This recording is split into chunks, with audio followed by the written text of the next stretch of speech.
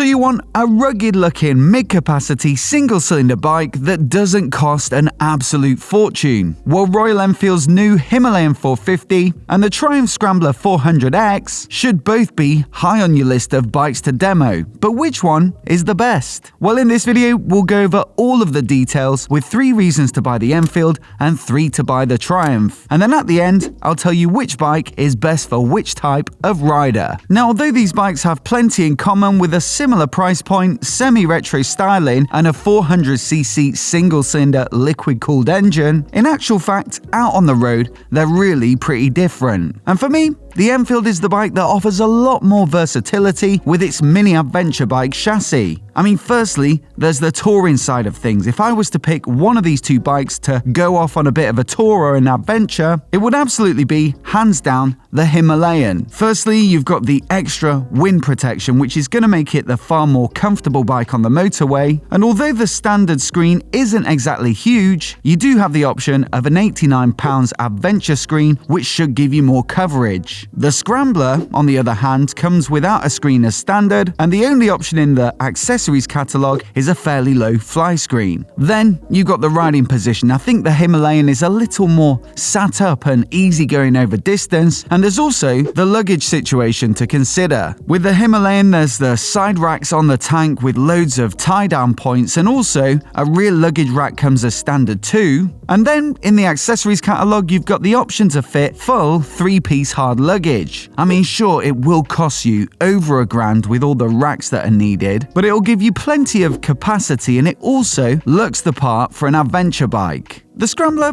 well, it does have a few makeshift options like the tank bag, the roll bag, one pannier on one side owing to the exhaust position, and also a fairly ugly top box. And while it would arguably do the job, it feels like the luggage options fit around the design of the rest of the bike rather than being an integral part of it. Then the Himalayan gets a relatively capacious fuel tank at 17 litres, and with similar fuel economy, that's going to give you about 30% more range than the 13-litre tank of the Scrambler. The only downside for me of the Himalayan in terms of touring would be the vibes through the foot pegs at motorway speeds, but arguably the Scrambler suffers from these a bit too. And so otherwise, it looks like an impressively equipped light touring bike, especially considering the price. Now, also adding to the versatility would be the off-road ability of the Himalayan. The Triumph may look quite capable, but really, it's primarily a road bike with a chunky styling job. The Himalayan gets spoke wheels, for example, whereas the Triumphs are cast, and the Himalayan gets a full-size 21-inch front wheel, which will give you the best off-road roll-in, whereas the Triumphs is a 19. Then the suspension sits tall with 200mm of travel front and rear to the 150 of the Triumph, and also there's 230mm of ground clearance to the 195 of the Scrambler. On top of all that, there's the adjustable seat height, which goes between 825mm and 845, so you can put it in a low position if you want to get your feet down easily, or put it in the high position if you want to make that transition between sitting and standing that little bit easier.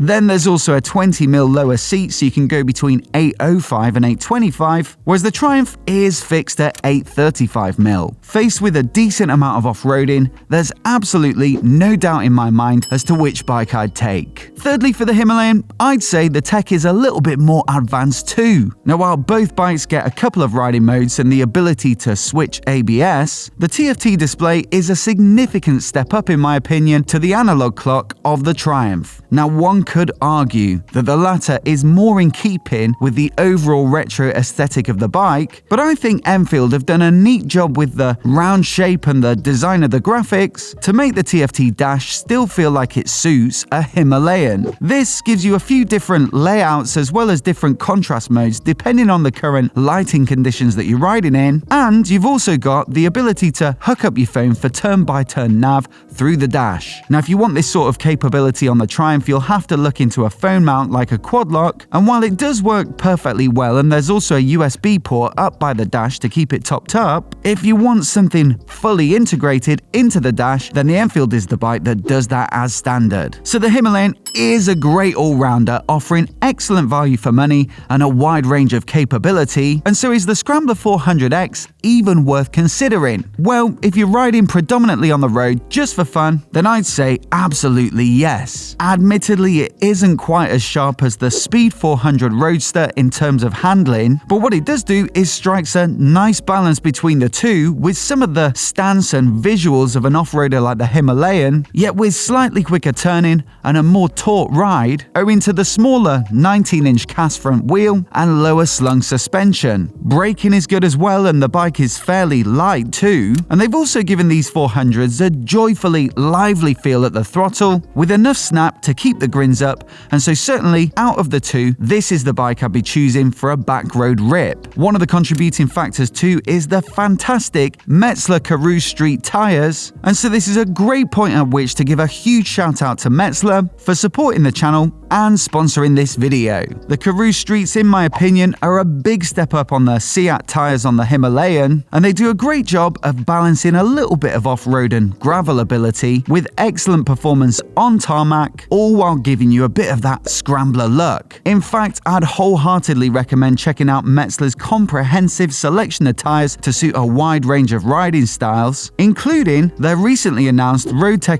02s, which we tested a couple of months back on the Isle of Man. They're brilliant sports tourers with some super interesting techie features, and so do check out the link down in the description below to that full video, as well as the link to METZELER's website where you can find out about all their tyres. So once again, a huge thanks to METZELER for their support. Now, on top of that on-road ability of the Scrambler, which in my opinion is superior to the Himalayan, I think it should also make a nice city bike and urban commuter. It's still got that spacious ergonomic with the Scrambler stance and wide handlebars, which also give you plenty of leverage to make the front wheel easy to turn. But thing is, at the same time, it's still a relatively small and light bike, and so that makes it nice and threadable in town between traffic. Then you've also got a single-cylinder engine, which I think is better balanced in the low to mid revs, and so vibes will be a little bit less intrusive at city speeds. And with the quicker handling and the snappy throttle response, for me, it's almost the perfect bike to make quick progress in traffic. Now, like I say, the Speed 400 can do this job nicely too, arguably better in some ways, but if you're a taller rider or you prefer the looks, the Scrambler 400X is a brilliant option. Speaking of which, this is another area in which I feel like the Triumph has the advantage over the Enfield. Not to say the Himalayan is a bad-looking bike, it certainly has some neat little features, and from some angles it does have that aggressive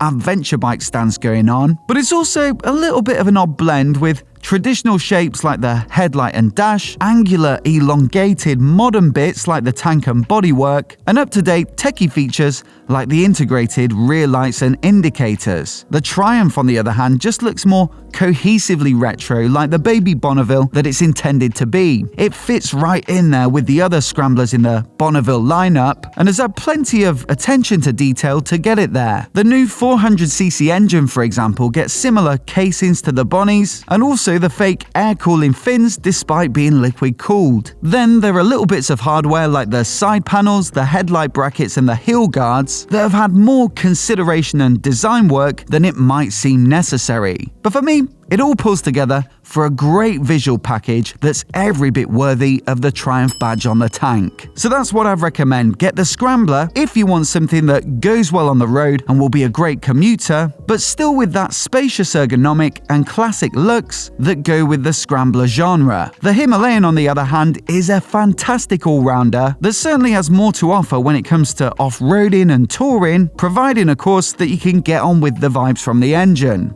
So it's a pretty clear-cut difference for me, although Enfield could be about to make this buying decision a little more complex, with a 650 twin Scrambler being recently spied out testing. Now, it certainly looks like an interesting proposition to me, and being an Enfield, it should come in at a decent price too, and so if you want to see the full details with everything that we know so far, then click the video on the screen now to give it a watch. Let me know which of the Himalayan and Scrambler you'd pick as well by leaving a comment below, and do hit subscribe if you've not already to see more of the latest head-to-heads like this right here on YouTube. A massive thanks for watching today, and we'll see you in the next video.